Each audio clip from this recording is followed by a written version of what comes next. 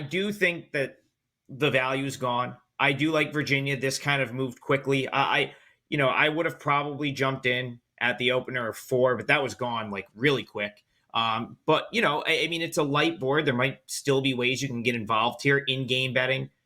Use the money line, maybe like a halftime wager. Point is, and this is something I've brought up on our shows the last couple weeks.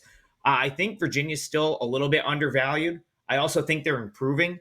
So they're an appealing side to play on. It's just, I don't know that you're getting the right number, and all those things need to, all those boxes need to be checked to make a play. But let's just talk about the game for a minute. Prior to the 6-game win streak, we did a show and I pointed out that Virginia at home was number 1 in offensive efficiency, and on the road they were dead last. Like that's a home road dichotomy that it was so like glaring that it's evened out since. But I think the point to be made is Virginia's just started to play better basketball, and that has everything to do with Tony Bennett being an elite coach and this team starting to get on the same page. So since I sort of kind of brought that up, Virginia's won 6 straight games.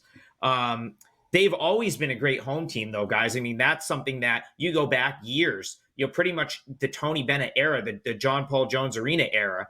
They've been elite at home. One of the best home records you'll find in the country in that span. And they're 12-0 at home this season. So it's hard to believe, that Miami, a team that I don't think is maybe as good as the market kind of suggests they are, certainly isn't as good as it suggested they were earlier in the year. I don't know that Miami's the team that's going to come in here and break that up. Now, if you look at Virginia's 6-game win streak, 3 of those wins were on the road, 3 true road wins. And I think it has everything to do with Tony Bennett figuring out the rotations with this team, figuring out how to get his bigger guys on the floor. And that's just something that was always going to take time with this Virginia team. You just go back to who they lost. Kihei Clark was there forever. Jalen Gardner. They lost like 4 or 5 guys that had been with the program for a long time and played key roles. So it was going to be a new roster. It was always going to take time for Virginia to figure out their rotations, but more importantly, figure out how to play a very complex system. Bennett plays pack line defense, sort of a methodical offense that was always going to take time. The key for Virginia has been Jordan Minor. Okay, this is a guy that was NEC Player of the Year, co-NEC Player of the Year last year at Merrimack. Could not get into the mix with Virginia earlier this year. Now you see him out there playing 30 minutes a game. 6'8", he's a front court player. He's a big reason that Virginia's improved in the front court. And that was kind of my takeaway from seeing Miami play in the Bahamas earlier this year. I went down with Kelly and the other, the rest of the crew for that tournament. And I felt like Miami, 2 big takeaways. One, no Isaiah Wong, a little bit less shot making, although this is still a pretty good shot making team. But 2, the front court is a little bit small. Norchad Omier is a monster, but he's undersized at his position. He's almost always up against someone bigger. And I think that Virginia now with their new rotation of bigs can really make him work. And that's another potential issue because Omier missed the Syracuse game with an injury. Matthew Cleveland missed a game, recently with an injury. So you have to question just how healthy this Miami team is right now. Going on the road, Virginia team that seems to get better time in, time out. I know it's a big number, but I still kind of lean Virginia. This could be one of those games where everything clicks and they win by 20. So conceptually, I love the idea of finding teams that underachieved early, that we expected to underachieve early, that are now finding their form. So I get it. And we're looking for teams like Virginia. I am too. But man, Miami, we talk about tough as nails. Look at Miami on the road. They haven't lost a game by more than 6 points in conference play yet.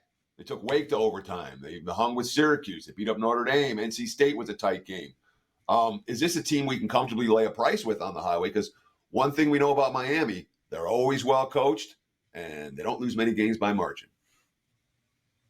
So, Teddy, I was talking to someone about the ACC the other day, and I really, truly believe this. There's like 3 teams that belong in the NCAA tournament in this conference. It's so bad. It's so unbelievably bad this year. It's Duke, North Carolina, and then I think Virginia is playing their way to being that, right? Like they're probably that right now. So the teams you reference, I've seen all these teams play in person this year. The Syracuse's, the NC State. I mean, they're just bad basketball teams. So I don't know that like that laundry list of teams you rattled off, like, gives me much confidence with Miami. The one thing I will point out with Miami is they can shoot it. And typically teams that can beat the pack line just shoot over the pack line, right? So that's where Miami could hang around in this game, is the fact that, like, they still, I know I reference Wong not being there, but they still have Nigel Pack. They still have other shot makers. And if they're just going to step out and shoot over this defense, then they could hang around in this game. So I didn't bet it for that reason. I thought the number was a little big, and I at least respect Miami enough where, like, if they get hot from three, they'll probably hang around. But if those shots aren't falling, Teddy, they could lose by 20. So I lean more toward Virginia. I prefer Virginia and Tony Bennett at this point, but it wasn't a play that made my card.